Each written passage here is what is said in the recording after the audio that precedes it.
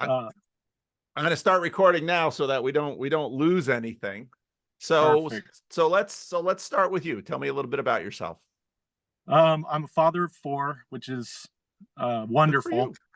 I'm uh, so that's my parents live close by, so they have their grandparents nearby, and I'm honestly super excited to see you as a granddad because just the affection you have for people is just going to be amplified with those little ones. And the way my father kind of had a temper. He was kind of a tough dude when he was younger, and now with his grandkids, he's just a big old teddy bear. So it's wonderful to see people go through that change.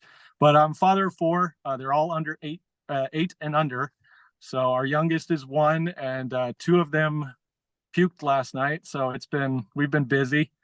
Um, I was I've I I've so been know that. It's like, yeah, oh, okay. Bedding, comfort, yeah. yeah, For the kids, they get a electrolytes. certain age and they vomit. And they don't remember ever having vomited before, and they're like, "What's happening to me?" Yeah, especially the poor little one. He got a little worked up and puked, and he's not even one yet. And he was like, "What is happening?" That's right. Exactly said.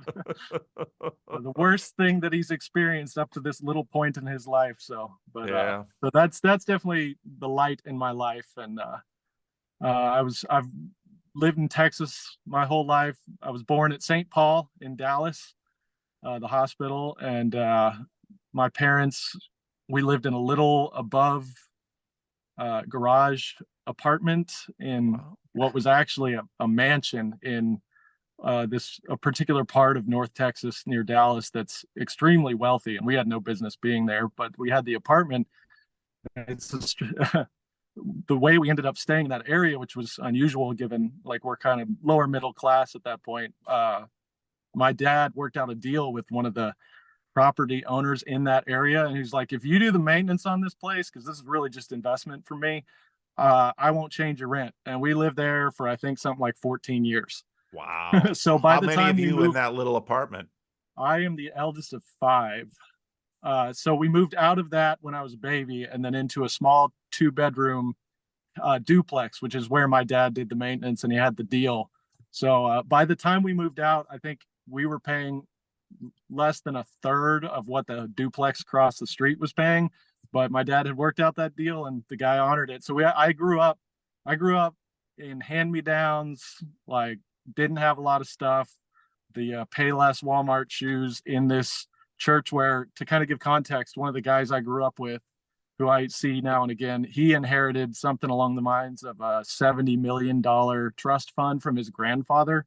And I don't even think he's touched it just because, like, people there, like, that's the kind of wealth you're kind of around. But there were other people. We were right near SMU. So there were professors and things like that. So there were other people kind of on my level, the kids wise. And it was a great life, honestly. The house was small and it was old, but we had a big backyard, and my dad would uh, he'd build forts and stuff for us. He was always really handy, and I definitely inherited that. And there was a creek down the way where you could fish catfish and crappie. And so we were outside all the time. There was something at peak, probably like 2 dozen kids on the block we were on. So it was just kind of that. It's something you don't see a whole lot of anymore. Yeah. And Yeah.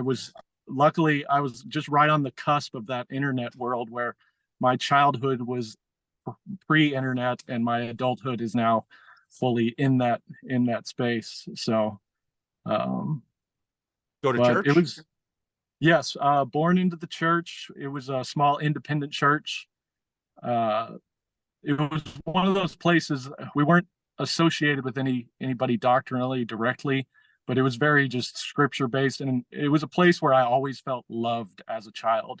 Like people saw you and they appreciated you, and there was community, and the families helped each other. I remember staying at other people's houses when my younger siblings were born, and they would keep us while my mom was in the hospital. So it was just really supportive and loving space, which gave me, based on some of my friends and, the stories we've heard, the experience early on of church is kind of molds your perspective on God in a lot of ways. Yeah. And so I had a really great foundation. got saved, I guess is the word. But I just had that spiritual moment, I guess the best way, very, very young. I Mm. remember it distinctly, the feeling I got in a worship service of like Jesus being like, hey, it's me. This is me. And just this overwhelming sense of acceptance and love and Mhm. grace. And in a child's mind, it was just, it's still so vivid now as an adult. And Mm. so I would, like, I remember talking to him just candidly, like no return voice. I never heard any voices or anything, but just as a child, a very young child, I had this little lamb that I would wind up that would tinkle, Jesus loves you. And I would just talk to him. And I remember it was just a conversational, like you're talking to your best friend, talking to your Mhm. dad, and that went on for a while. And then, like any life, it does take a bit of a dark turn uh, sometime into that or shortly after that. So if you want to kind of go that direction, it is an important part of my life. So, No, it's up to but you. yeah, so we it kind of I had asthma real bad as a child. And, and ended up in the hospital a few times and got put on those breathing medications. And there was one in particular, which my mom could tell you the name like off the top of her head. I can't remember what it is. They don't give it to children anymore because it makes you depressed and potentially and makes you suicidal Oh my in a lot of goodness. cases. So I remember in elementary school getting sent to the counselor talking about wanting to end my life. And the experience I had with that was my mom and the counselor had nothing to say because this is kind of, you got to remember, I'm 38 now, so this is kind of pre like counseling and drugs for kids. Yeah. Like I just dodged that bullet Yeah. in a lot of ways. Yeah. But so my experience with the counselor was the counselor and my mother didn't really say anything, and my dad was just like, you don't know what you're talking about.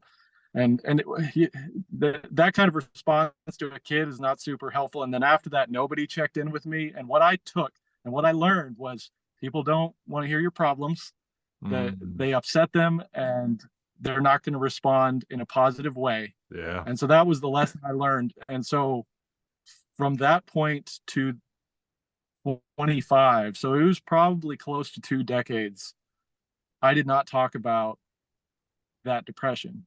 So Wow. it was just an isolation. So, and and then after that we switched churches and puberty hit. And so it was just kind of the church experience. It was an Assemblies of God, which I have nothing against that. You find great people anywhere you go, I Yep. found. Yep. But it was charismatic. And as a 12-year-old, I think it was when we moved, I was about 12. And so I see these adults like babbling, and this isn't to like cast dispersion on anybody's practice or beliefs, but as a kid, seeing people just like babbling this stuff I didn't understand and shaking and convulsing on the floor, I was just like, I just didn't know how to manage that. And it was another place where I had a lot of questions and they weren't getting answered. And I remember it kind of gives you to give you a little perspective of what the people like there was wonderful people again, but I remember having a Sunday school teacher. Like I had a cut and I picked a scab because I'm a kid, and that's kids That's love what you picking do. scabs. Yeah. And there was blood, and Yeah.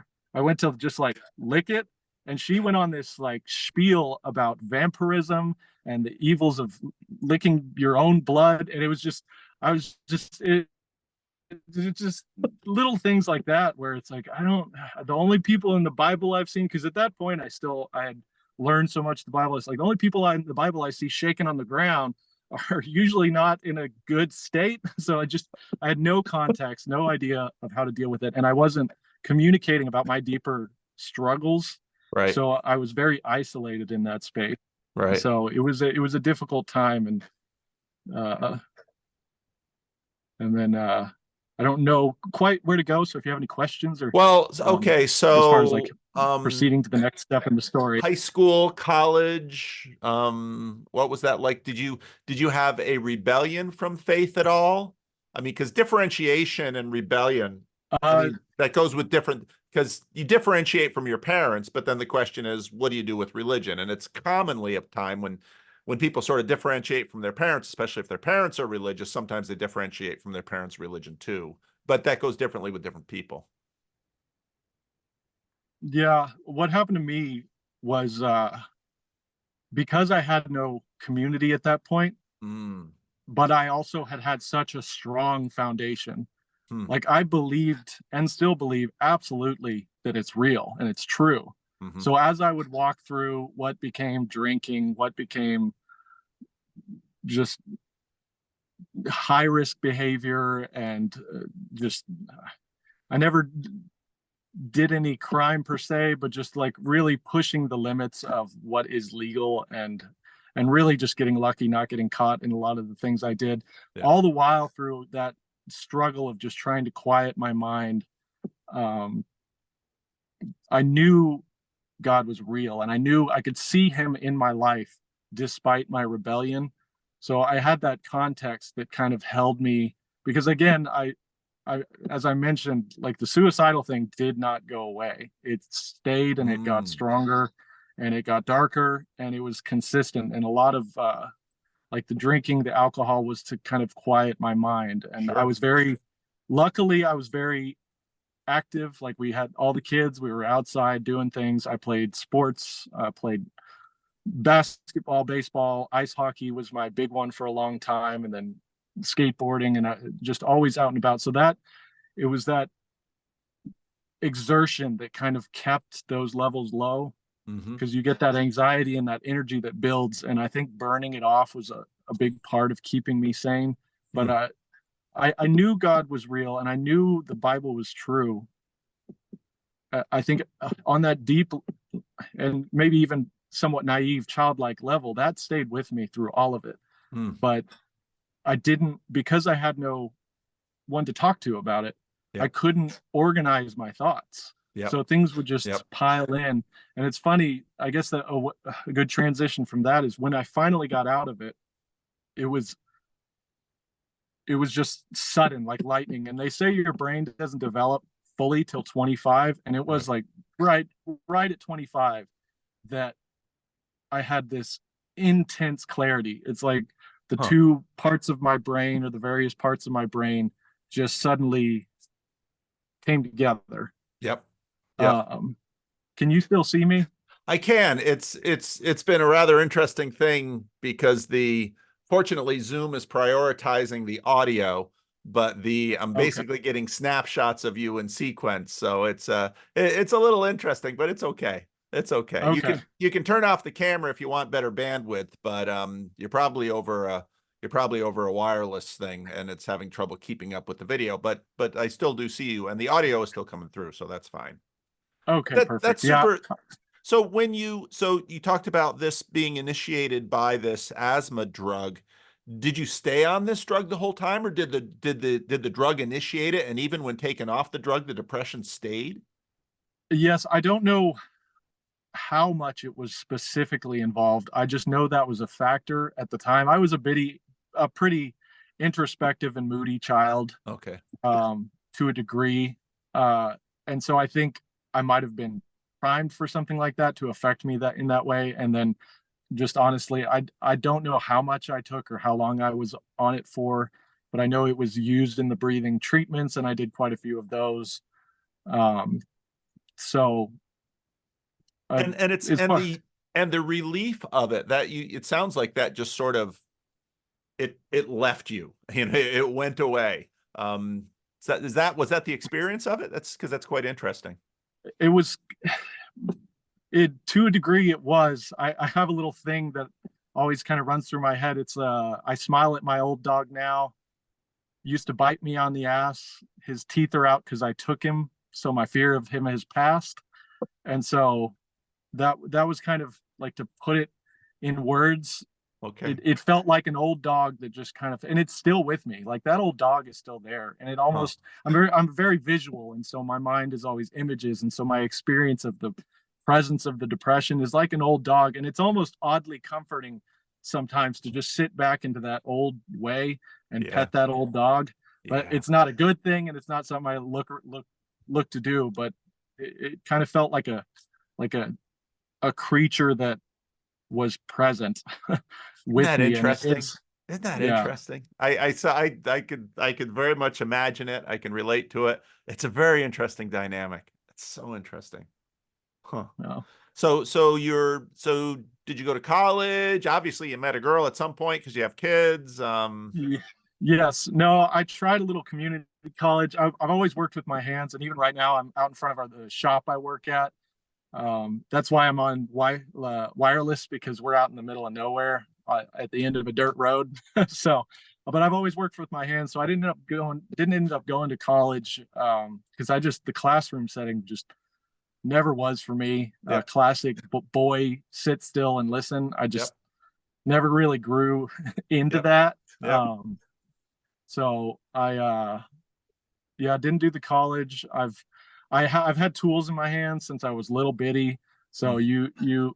you give me an assignment, something to build, something to create, something to make out of steel, aluminum, wood, leather, just whatever you can come up with. If I can't do it, I'll find a way and I'll get it done. Mm. So I just kind of moved into that space. Just working with my hands. I was, as a kid, I was doing roofing stuff and yard stuff and loading and unloading trucks and working in an ice cream store. Actually got my first job at an ice cream store so I could pay to play hockey because it was so expensive.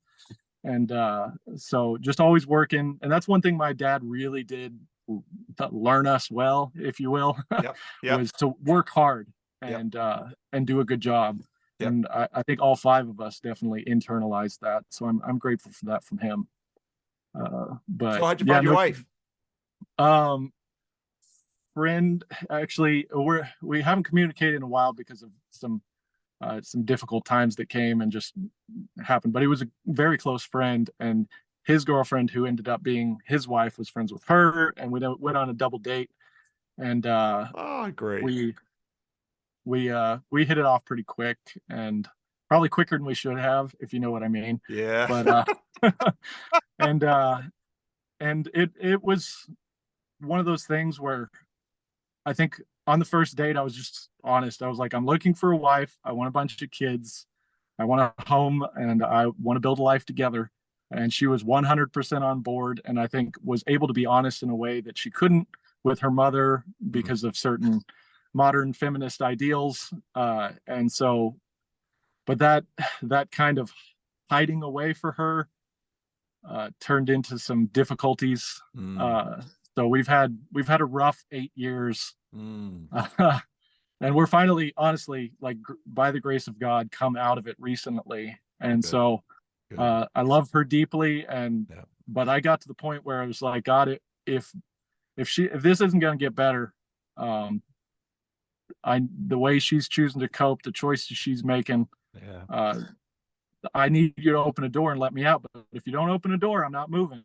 Yeah. Like, Yeah. I'll stay Yeah. here and but Yep. if it's not going to get better, just open the door, let me and the kids go and Yeah. get us out of this situation.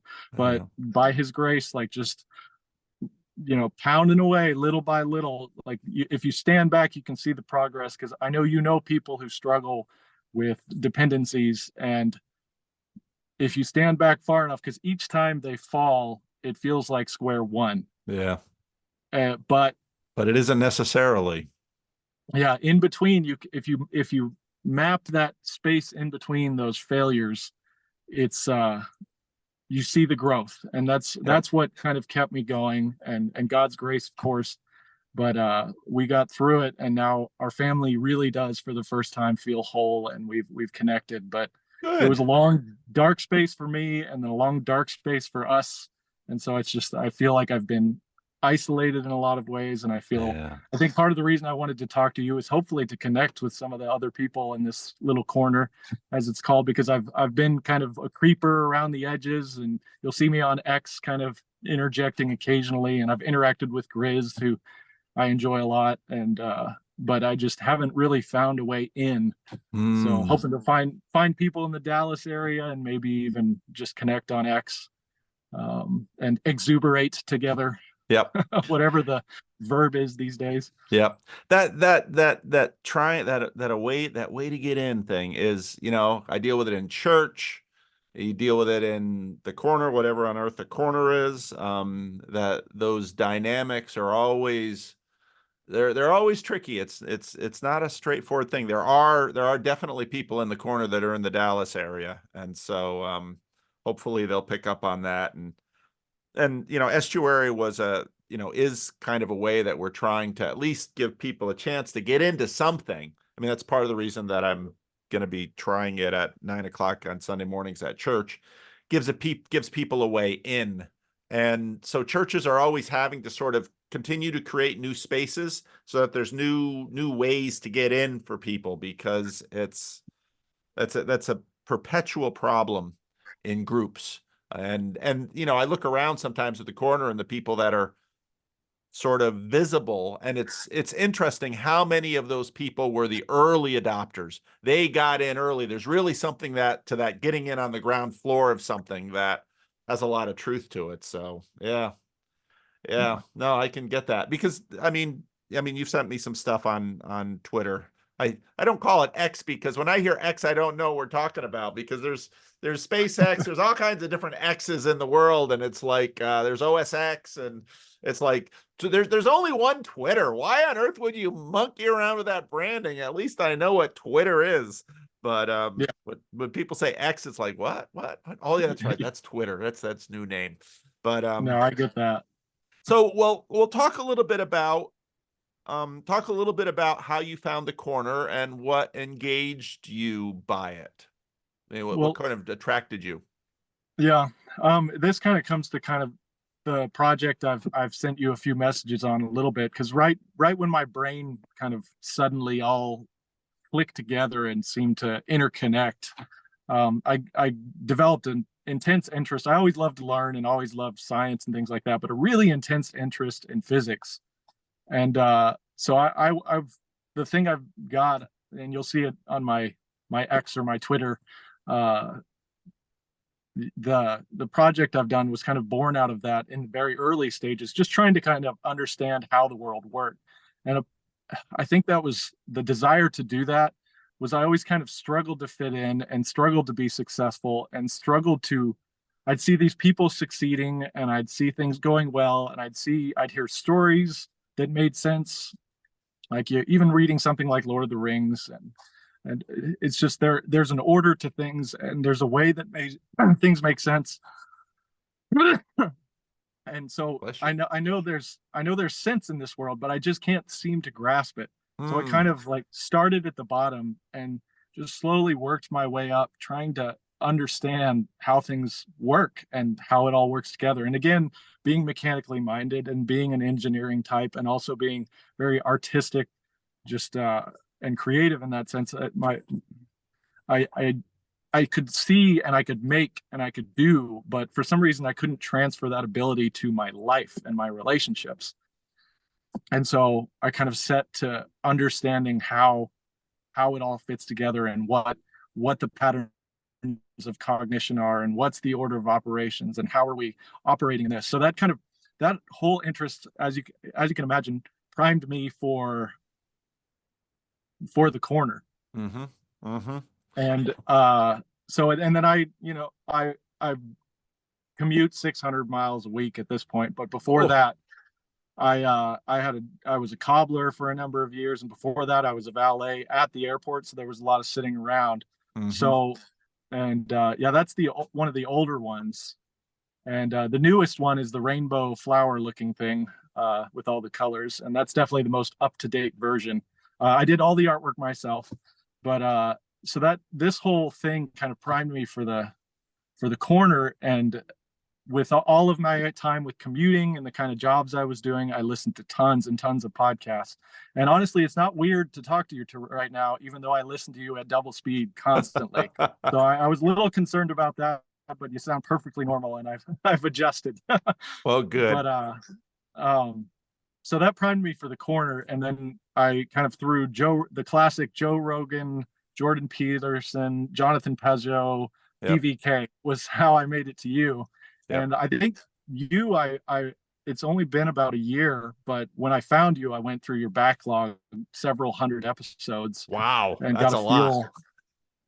got a feel for how you thought and how you talked. And I love the way you interact with people, and it's very pastoral, of course, and your affection for people and your affection for strange people, because I feel like a strange person.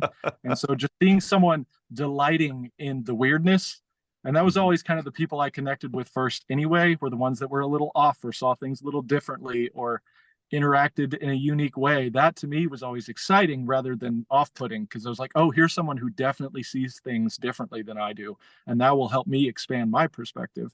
So, hearing Jordan Peterson on Joe Rogan for the first time, and his whole chaos and order thing really kind of clicked with what I was working with in the physics sense.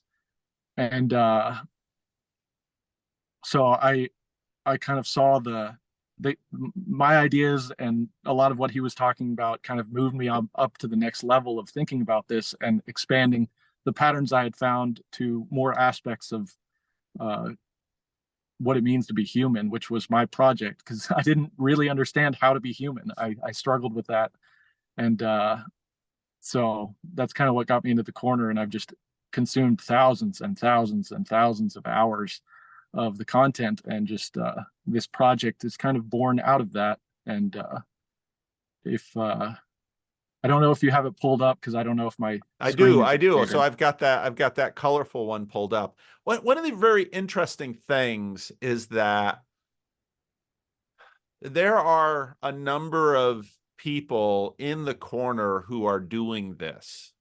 And they Yeah. all have sort of different maps, different schemas. And like this Yeah. map that I have in front of me that I'm sharing on the screen, I mean, this is incredibly complex. And what's cool about it is, you're dealing with so many different um tensions I, in this schema. I love that you said tension, because that's exactly what it is. You see those inner circles and you see Yep, those outer yep, circles, and each pair is a functional tension of how we are, like how our cognition, like what it right. means to be human. Those are the 10 aspects of what I think mean to be human. Do you see the little gold curves that go in and out on the Yes, inside and the outside? So yes, I was mentioned earlier about order of operations. That was a big part of what this is. It's like, okay, well, here are the different parts of what make us human. Like, how do those work together? And so, if you think, I connected the 5 sensory aspects, which are I forget if they're gray, but consciousness, substance, form, morality, and perception, the sensory ones, with the 5 senses, and they lined up really nicely, because if you think you have consciousness, and so you have to hear. So if you look at those little pathways, you have to hear. And if you hear, you have to turn, look, and look to see. And yep, if you see, you have to aim and reach to touch.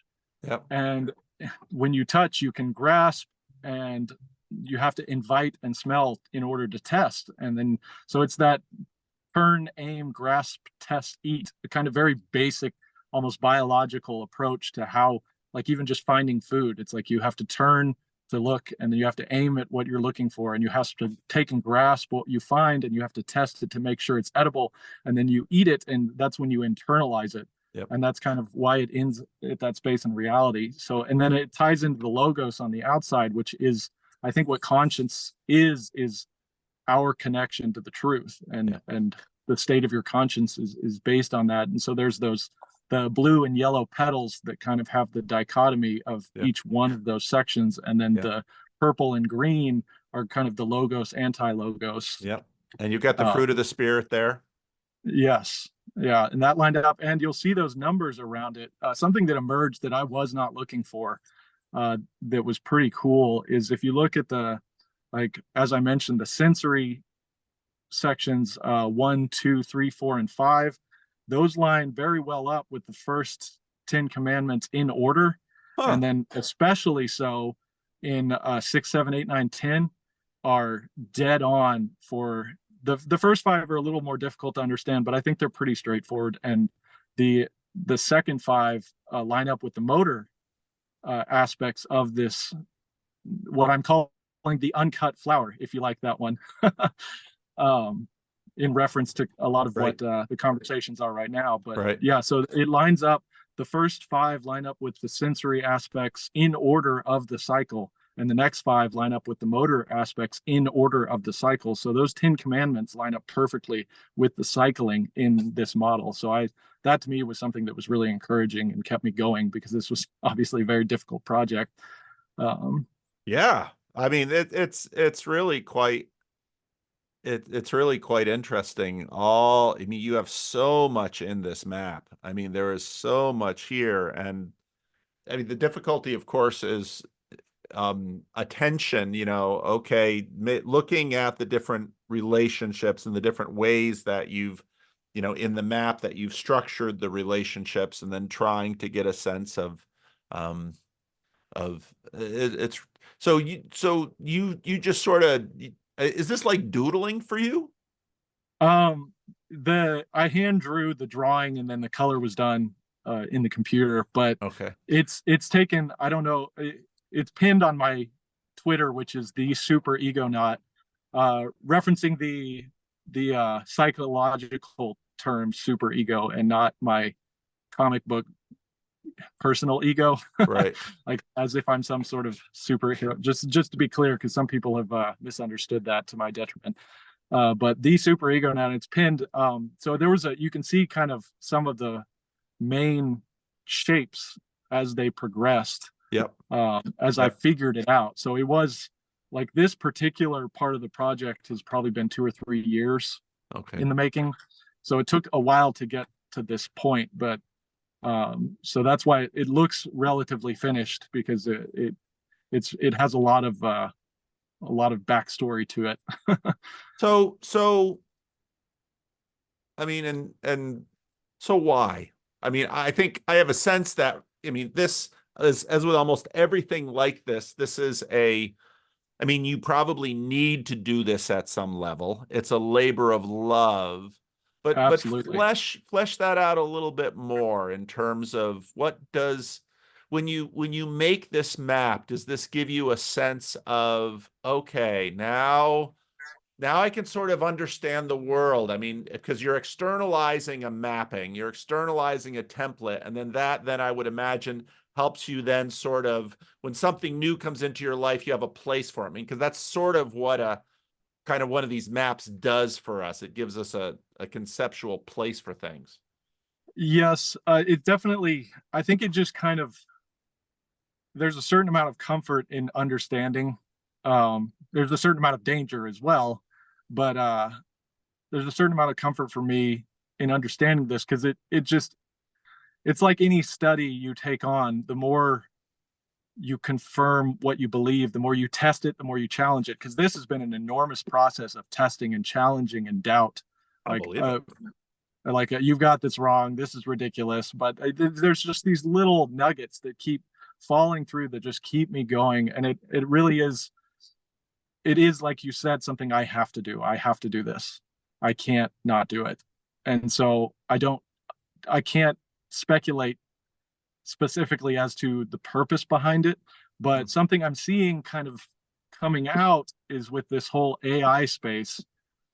You think about, it's coming one way or another, Yeah. and what form is it going to take? And if we can understand our own processes of cognition, and there is a set of safeguards and mechanisms, if you will. I know that's not your favorite word, but I mean that in a very general sense. Yeah. Yeah. Yeah. A certain set of way, if there is a way that things work, and we can understand that, and then model this creation that's coming uh, as a mind with the same sort of process of thinking, then maybe there's a chance that it won't necessarily be the end of all humanity or some evil destructor. Like, if we can take what's true about us and understand the best parts of who we are and how God made us, and apply that in a way,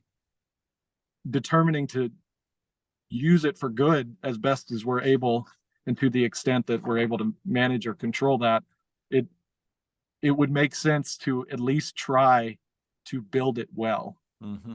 Mm-hmm. And so that's kind of where it's turning at this point, is wanting to kind of understand cognition in an orderly way, to potentially help model AI in a form that would be useful and helpful and beneficial, rather than whatever it's turning out to be, uh, as we stand by watching. So again, I can't speculate as to the purpose or who this will help, but I feel like I have to do it, and it's been the process of learning for me has been very beneficial because I've had to I've had to experience so many things in order to be able to build this. I've had to learn so many things in order to walk through this. I've had to think through and struggle with doubt to develop a deeper understanding of what I believe to be true. And so, regardless of whether or not I'm right or wrong, or there is some greater benefit to this, I know that I have grown immensely in Yeah. just pursuing what I felt was important to me in an honest way. Because Yeah. that's been the biggest thing, really, is just being honest with myself about, is this becoming an idol? Is this something that you're doing because you must? Just that tension that always exists with any project is like, at what point is this something that I'm doing for my own ego, as we mentioned, or is there something more to this, and I need to trust God and work through it to its end. And so I'm kind of in that place of unknown, but I just, when I have time between work and kids, I like to work on this, and it fascinates me and brings me into spaces that I didn't expect. Yeah. And so I've really enjoyed that aspect of it. Well, I think the value that you just expressed is important. And there's one of these online guys, he was a music producer or something. I clipped the let's see if I can find it. I bet you I can find it. I'm always trying to improve my I'm always trying to improve my archival methods um because I find things. Oh, okay, here it is. Let me see if I can we'll see if I can get the sound too. I don't hear the sound.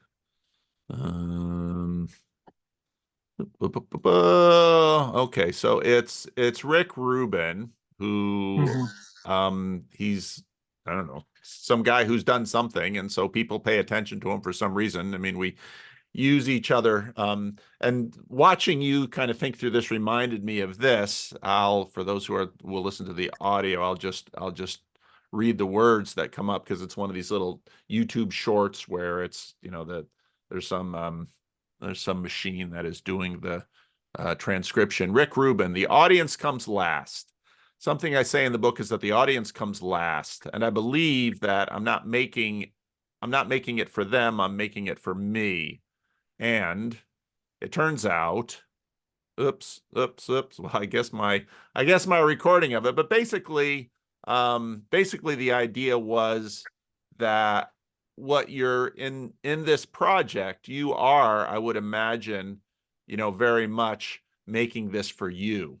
And so there is definitely value in that. Now, obviously, it would be nice to have others share in your joy Yeah, and have definitely. others enjoy the fruit of your labor. It's incredibly complex, which, one of the things that you learn as a pastor is you can have what feels to you in your mind the most incredible breakthrough insight. It's just a world changing thing, and then once it leaves your lips, it just kind of goes blah. I mean, every week you do this with a sermon. You work all week on this sermon, and blup, out it goes. And the next week there's going to be another one. And for me, it's, a daily cycle almost, with a video and an idea and an insight, blah blah blah blah blah. To the degree, and I'm astoundingly fortunate in that I have the um I have the good fortune of a sense that, well, I don't know that all of this is in vain, because at least some people are paying attention to it, and at least people are talking back. And so, but to have a project like this as a labor of love, I guess I'm saying all this to encourage you that I even appreciate that. though even though I would imagine on a small Twitter account where you've got your things here, and well, it's so easy, because of the way these social media networks, here, there we go. I'm now following you. You have a new follower. Awesome. Thank you. I'm number 120. Followed by Matthew Pajot. Hey, you colonized Matthew Pajot, who's not on Twitter. You colonized Mark Lefebvre. That's good, and two others. So, I'm getting there. but I would encourage you not to worry too much about the analytics and the numbers and all of this. Partly because even though you're reaching the end of your 30s, you're still pretty young, especially for a project like this, because this is the kind of thing that, and like I said, there's a number of other people in the corner who have projects like this. On a fairly regular basis, people will send me their schemas, and Yeah. what they're doing is they're sort of mapping the world. And maybe we need actually, maybe one of the things we should do is we have an arts group and we have different kind of groups. Maybe we need a mapping group that people share their maps, because I think there's a sense in which all of you are, and at this point it's all men. Well, no, there's a lot of men in the corner, so that's a sample question too. But at this point, it's pretty much all men. But there's very much it's a map making project, and I wonder if it would be interesting to get a whole bunch of you together and start having you kind of share your maps with each other, because then of course then suddenly you'll probably catch an insight that somebody else's map has that your map doesn't have, and so now I have to integrate this in my map. And I think we're all always doing that with our, we talk about our internal maps. That's a metaphor, obviously. You've now taken this internal map and sort of created it out there. And the benefit of that is, of course, now that it's out there, now others can begin to engage with it. And of course, on one hand, there'll be critiques, which are, it's kind of painful because, this is your baby. You've put hours and hours into it. But at the same time, it's also a sense of it's better than having everybody just kind of look at it and say, huh? Yeah. Because it's, it's a lot. Yeah. Just to look at this thing, it's a lot. Yeah. No, But I'm craving that critique. Like I want that interaction. And so if anybody is interested, if anybody hears this, like just like reach out, and I'd love to interact about it, because I've been in it and isolated working on it for forever. And there is a point where your perspective can only give you so much. And luckily with all these podcasts and all these videos and all this media nowadays, I can kind of argue with you, and I can argue with Jordan Peterson, and argue with Sam Harris, and argue with whoever kind of in my head as I listen to you. So there's a certain amount of interaction you can manage, but nothing beats trying to explain the way you see the world and share that with somebody else. There's an enormous amount of satisfaction that comes from that. And I just the endorphins that get released, and the progress you make when you really try to incorporate somebody else's perspective into what it is you're doing. yeah. And so I'm definitely hungry for that. So Well, I that's was, good. yeah. That's good, because sometimes I've met people who have these things and they almost become their little idols Yeah. of their own creation. And they just, Yeah. they have their little perfect system, and all they are defensive about their little perfect systems. But I don't get that sense from you. But this is, I mean, this is really cool. And it's a powerful thing, because what it shows is that you have been paying attention and you've given real thought to a bunch of relationships in the world. And that's pretty important.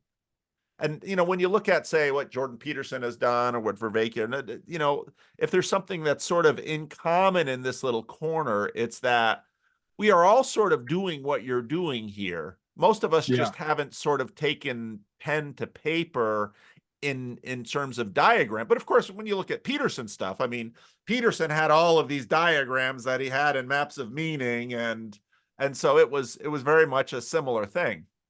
Yeah. I think that was kind of part of why I was inspired to continue this as well, because my background is working with my hands and building things and making things that work and that function properly, and understanding how they work, taking things apart as a child so I could remap make the mechanism. I've made a lot of, I like to make tools in my life to solve particular problems, especially in the small business shop I'm working at now. I get a lot of opportunity because of the limited budget to kind of solve these problems of how do we do what we need to do. And part of what I didn't know how to do was operate well in the world. And so it was kind of born out of that desire to understand how to operate well.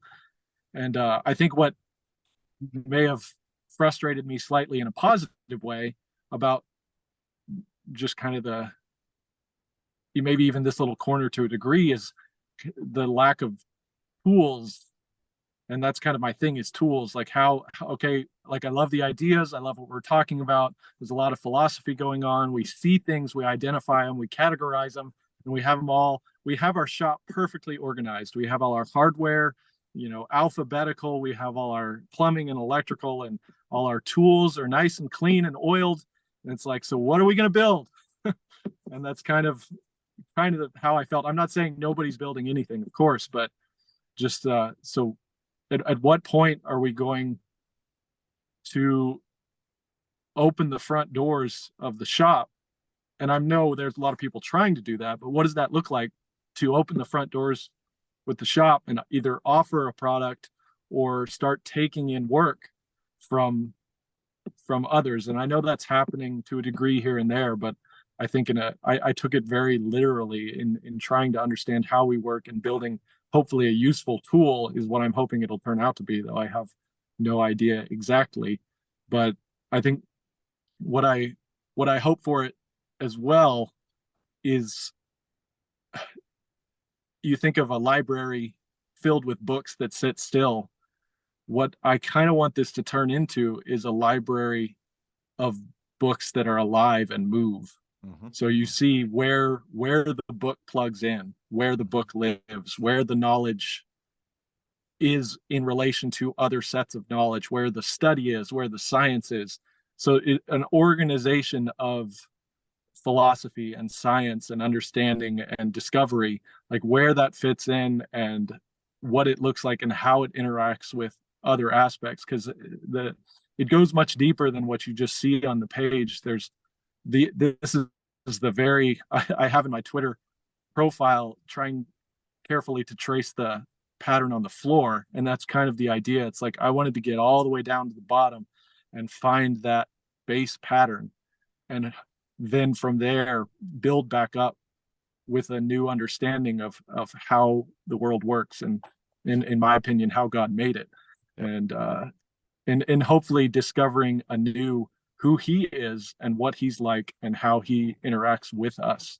Yep. And so that's very tied into what I'm doing right now.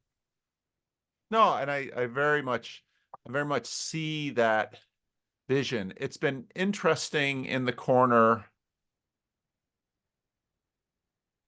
the frustration that you just expressed. Many share that frustration because it's just all the thinking and the talking. We need more doing. Okay. But then the question is always, okay, what to do? And because then when like someone will have an idea, well, we should do this. And they, okay, we should do this. But who's we? Because then they'll get, a few people with them, and then maybe it'll go for a while and then it'll peter out. And this is, I mean, because what you're looking at here is very much the challenge of life. And part of part of what we're dealing with now is, and I don't want to take anything away from Plato or Socrates or anything old had an advantage. Now the advantage that it had was that it was old and it got in first with a bunch of things. And then once you're in first, other things can sort of build on it. The other thing about what we have left of what it's old and what's still valued has sort of been tested by time, and people keep bringing it up. So what is new always has a challenge. And the challenge of the new is, especially in an internet world now where there's so much out there, it's to sort of break through. And then, I remember when Jordan Peterson sort of breakthrough in 2016, 2017, I was having a conversation with Ron Dart, and Ron Dart basically was saying, well, there've been a bunch of other Jungians who have sort of broken through, and I think, in a year or two, everybody will think back on Jordan Peterson and say, oh yeah, remember him? But where is he today? And in a sense, I don't know that that's really happened, because part of the difficulty is, of course, attention and focus. So and I always use the word colonizing, because in a sense Yeah. that word colonizing sort of gets at when you colonize someone else, you sort of get access to their resources, their attention, and their energy and their power. And then suddenly things can sort of take a communal thing. And now a whole bunch of people are doing something together, and that obviously has more power. But there's a sort of there's a reciprocal aspect to that colonizing too, in that there are always, especially in a very, in a context like we have, which is not very, you can't really go out and make people do things anymore very easily, and especially not on the internet. It's No. all got to be attractional. In other words, you really have to colonize them deeply to get their attention and get them, and they have to be willfully on board. And that willingness always comes, and you realize this in a church, that willingness always comes with a degree of brokering and negotiation, because people are like, okay, I'll sign on to your project, but I need these few things for myself. And if you give me these few things, then I'll allow the other thing.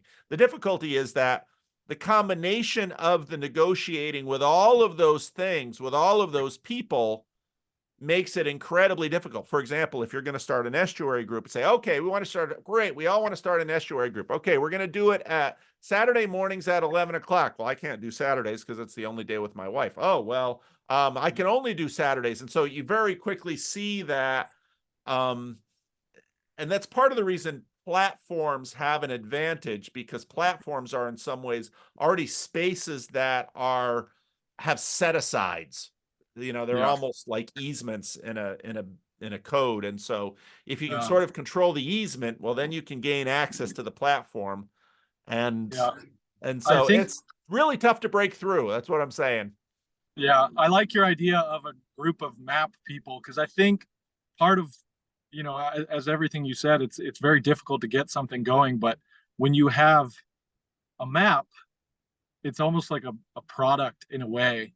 It's something that people can add to and you can build on, and it's something where it has a shape, Yeah. and it's something that someone, kind of like the difficult of entering into this little corner, as you've talked about, like the introduction gap of people trying to understand and start to incorporate themselves and their own perspective into all the people talking in this space. And but I think that's one thing too that I appreciate about the art project, and I'm hoping to maybe even connect with those people as well, because I've been in art my whole life. And I think just having something that people can look at and be like, okay, what is this? What what is going on here? And having that anchor point as an object almost, kind of like a lighthouse or something like that, where there's you're making something that you want to benefit others, you want to build on, you want other people to build on and to cooperate in and work with, so that it can grow and it can develop. And just having, so I kind of think of this, and the map drawing, I think maybe is a space that is lacking, and something that could be coordinated to offer a product of sorts, which may sound a little capitalistic. It's not like something we're selling, but just something that has a certain appeal and has a certain beauty to it. And that's what I've tried to do with each one of my drawings. I tried to make it something that was attractive, as well as encapsulating of all the concepts, because that was one of the most difficult things, is coordinating all the concepts into something that was beautiful. And I think that project needs more attention, in my own opinion, which is my bias. But the creating something that people can see people can interact with. And uh, so Well, and I that's, know, so for this conversation, I'm going to, first it's going to go into the member section. And then at some point, because what I do is I stack up content in the member section for a while. Some of it will always stay in the member section. Some of it will go to the general channel at some point, because the content I do is always dependent on the time I have. And so when I hit a patch where I don't have any time to make any content, then I can release some of the conversations at that point. But I'm going to use this for the thumbnail. And there's going to be certain people out there who are subscribed to the channel, or at least watch the channel semi-regularly. YouTube's going to put this up on the thumbnail, and certain people are going to see this and are going to say, oh, I make those. And yeah, then you're going to find a friend. yeah. Well, that's what I'm hoping for. And that's what I'm hoping for too. And that's part of the reason, part of the reason I have these rando slots, because I started these rando slots because I had way more requests for slots than I had time. And so I wanted to sort of randomize it in a sense to say, okay, they're going to try and have a little bit of, I want kind of an open, I don't, what happens with hierarchies is they do bind and blind, and the bigger the channel gets, the more I only hear from people I already know and like. And that then sort of hems me in. And so that's why I keep the rando slots open, because, Yeah, and you contacted me and it's like, well, let's do a talk. It's like,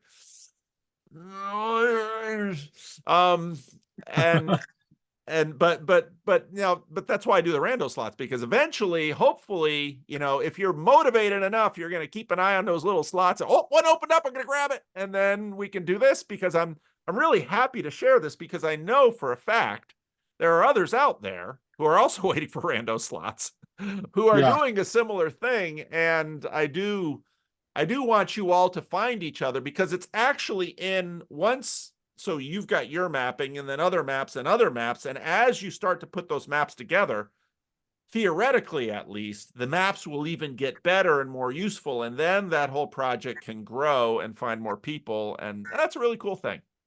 yeah. No, I agree. And I appreciate this format. It really is wonderful. And I got lucky, just pulled up to work early in the morning, and just I have a little tab with the calendar on there, and I'll look at it, and there it was next day.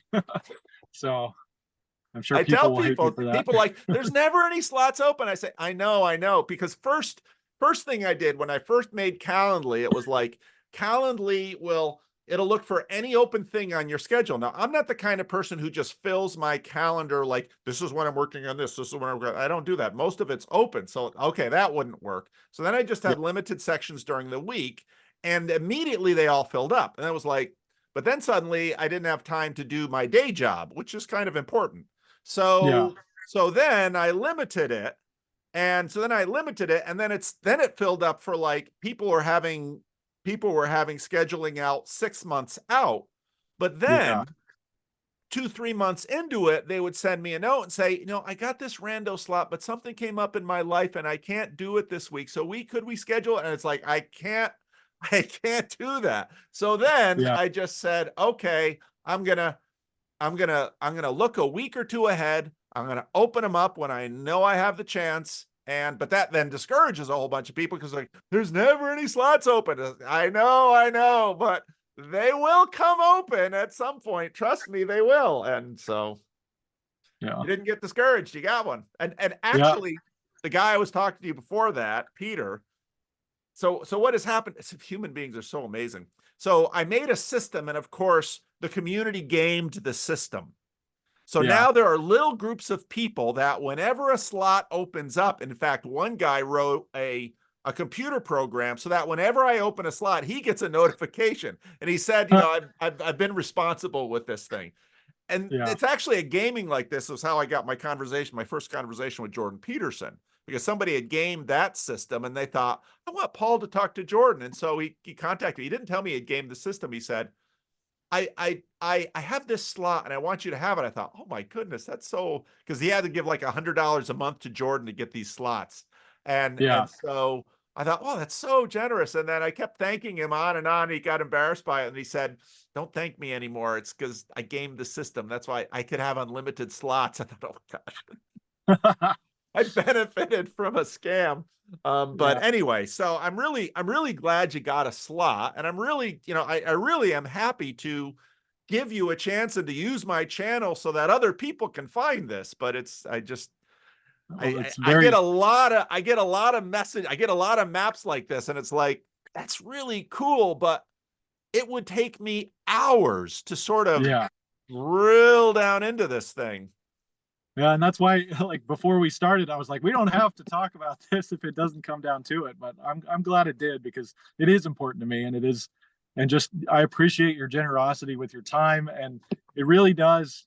Every time I hear a rando, and I listen to all of them all the way through, and it kind of opens the world back up and reminds you that Yep. these little icons on your screen are people with stories, and the stories can be, difficult and hard, but so far most people have had just a positive outlook, and it's really encouraging, and they're finding their way, and if you find them, you're able to encourage them as well. Yep. And just it's a wonderful networking tool, and I'm really grateful that you do it because I have benefited from it as well, just listening Well, to those.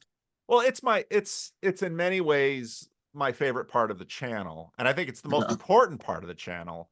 But actually, there's a mercy in this. It's not a very scalable part of the channel, yeah, because most people who watch my videos, it's a connection to some high status thing, connection to some famous thing, connection to some common issue we're all talking about. And all of that. I love making those videos too. Those I do for my own mental health because I like thinking out loud. And then anybody who watches them is total fun. And then it's me playing with the algorithm. Oh, what if I put this in a thumbnail? What'll that video do? So there's yeah, a lot of that, but human beings are astounding. And like you said, yeah, all those little icons, everyone has a story. Phil Nickerson, um, went through a couple of years ago and listened to every single Randos conversation because they're all in one playlist. All the conversations are in one playlist. And he went through every one. It was fun because every time he would listen to one, he would add a comment. And the way YouTube works is new comments come up regardless of the video they're in. And most of the comments are to the most recent videos because that's sort of how the algorithm works. But yeah. to me, it is so much fun meeting you. And I did want to talk about your maps because I know one way into you is your story. And that's why I always start in that, because that's the most common way that people sort of work with each other. But another way into you is this map. Yeah. It's just that it's, I mean, my guess is your wife doesn't pay any attention to this. Oh no, she hasn't even read any one of the number of books I've written to try to articulate this. I know. My wife has watched none of my videos, and my wife is like, why would I watch his videos? I already know the guy. I mean, I don't Yeah, have to watch his videos. And he's interested in he's interested in Jordan Peterson and, and she recognizes some of the names, but most of them she's yeah, like, she's paying attention to all the stuff. She watches declutter videos, yeah. which There's a it's, certain there's a certain grace to that as well, though, because when I spend time with her, I have to let this go. And yes, again, returning to the idolatry thing, it's yes, like that's a constant fear with this. Is I don't want it to become that because it dies at that point. It's yes, the rock carved rock on the mantle at that point, and I don't want it to yes, be that. And so, turning and building relationship with her is, and my children as well. It's just, especially since they're young, it's an opportunity to check out of this and return to real life. And I think people who don't have that, I feel for you because it would be very easy to get sucked deep into these things. And I know that happens, and I've struggled with that in my own life. So it is a grace when your wife is not interested in yep, what you're doing yep. in and a and way. it's and it could be that one of your kids, it might even be after you're dead, one of your kids comes across this stuff and it's like, oh, look at Yeah. this. And Yeah. probably the other three will be like, yeah, that's this crazy thing dad used to do. But one of them will be like, this is kind of cool. He thought about the relationships between all of these concepts and how they work. And because it's when I look at this thing, it is super cool. It Thank you. really is. It's super cool. Now, I don't pretend to understand it, but Yeah. what I do know is that for you, this is a mapping of you, and it's a mapping of the universe, and again, to have put this all out there, well, now suddenly you have something that you can interact with, which is a very Yeah. powerful thing. Yeah.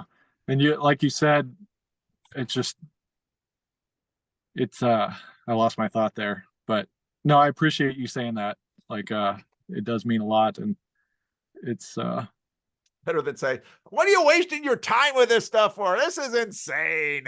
yeah. It isn't insane. It's by no means insane. And so I do hope that Yeah. that you find some others who are sort of mappers like you. Yeah. And because then again, then you start putting your maps together. Now we're really getting into something interesting. But then you'll all be frustrated as a group because we have this great map and nobody sees it. Yeah. We made a Well, at least YouTube channel and we only have 50 subscribers. at least we're frustrated together, though. That's a Yes. big part of it. But yeah, I mean, then I remembered my thought. It's like you said, people are amazing, and what I love about this is that it's like this is people. Like if you, I'm seeing them on a deeper level. I'm seeing them in a different way, and there's nothing more interesting in this world than people. Yep. And so I agree wholeheartedly with that sentiment. Well, So Gabriel, this has been fun. I'll put all the links to this out so other mappers will be like, oh, I found another one. yeah, And hopefully they won't be jerks. There'll be some jerkishness in them, but that's some all of the right. most brilliant people have the hardest time with other people. So that's just the way Yeah. it goes with people. But and I hope you find some others who you can really dig down and find a group of collaborators on this, because I think there's real Yeah. value in it. And Well, thank it's you. just hard figuring out how to bless the world with it. That's so hard, but Yeah. Yeah. Well, thank you. I really enjoyed it. I hope y'all do something in Dallas or Austin or Houston, something down here so I can get there. But there's one of been these days I'll run into you. there's been a lot of talk of a Texas gathering at some point. Nobody's It has, pulled it together yet. It's a big endeavor to pull together. And yeah, so that's part of the reason. If a group of people can do it together, but that requires trust. But there's yeah, a whole bunch of you in Texas, and there's a whole bunch of you in the Dallas area too. So yeah. hopefully you can find each other. Awesome. Well, thank you so much. I really appreciate it. Thank you, Gabriel. It's been a joy getting to know you a little bit. All right. Have a good Okay. evening. Take care. Bye-bye.